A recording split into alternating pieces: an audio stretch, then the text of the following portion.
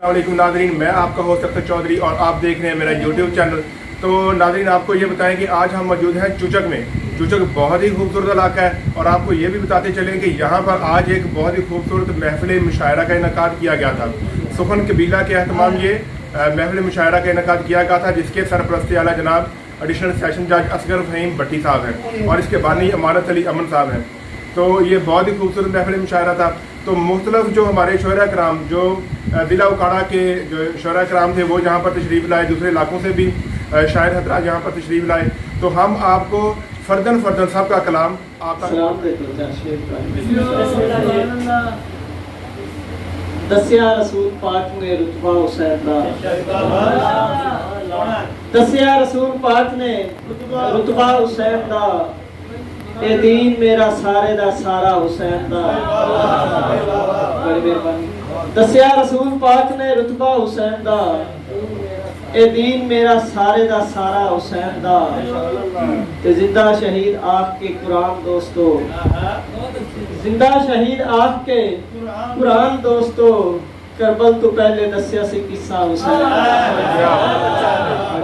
करबल तो पहले दसिया से किस्सा हुसैन दा। इमरान भाई शेर वेखिया जी कि रब दा नबी जहान नू वंडदा है नेमतां, रब दा नबी जहान नू वंडदा है नेमतां, रब दे नबी नू पालदा दादा हुसैन दा, रब दे नबी नू पालदा दादा हुसैन दा। ते मुश्किल दा खौफ इस लई मैनू नहीं आबदी, मुश्किल दा खौफ इस लई मैनू नहीं आबदी, सदा जदों भी आउंदा है बाबा हुसैन, सदा जदों भी आउंदा है बाबा हुसैन दा। बड़ी मेहरबानी। दो शेर के ख्वाबां ते जद हद लगदी है,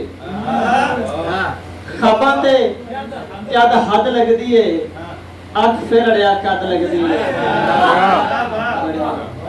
ख्वाबां ते बड़ी मेहरबानी। ख्वाबां ते जद हद लगदी है, अख फिर अड़िया कद लगदी है।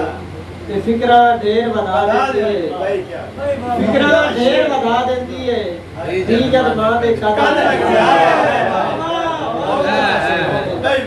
बहुत अच्छा शेर, शेर वेखिया जी असर साहब के, ओ मेरे नाल शिद लांदा है गल गल उत्ते, ओ मेरे नाल शिद लांदा है गल गल उत्ते, जेब नू जबरी शद करता है हद करता है।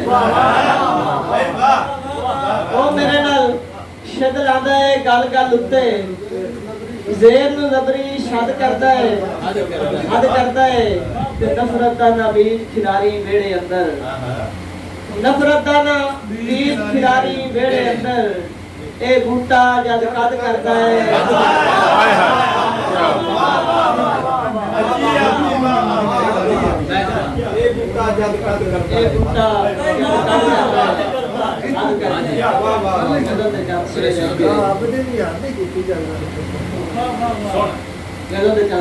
अन्ने दे हथ वाह गए अल्लाह खैर करे, अन्ने दे हथ वाह गए अल्लाह खैर करे, अगू साडा भाग है अल्लाह खैर करे, अगू साडा भाग है अल्लाह खैर करे। ते एक मुटियार है मुंह चुकते पौने विच, एक मुटियार है मुंह चुकते पौने विच, मक्खन मक्की साग है अल्लाह खैर करे, मक्खन मक्की साग है अल्लाह खैर करे। ते देस लाई दे बूहे जेड़ा चोरी दा, जैसा देस लाई दे बूहे जेड़ा चोरी दा, उसे घर च ला गया।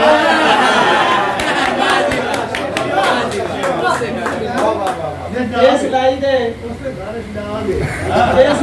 बूहे जेड़ा चोरी दा, उसे घर च ला गया अल्लाह खैर करे।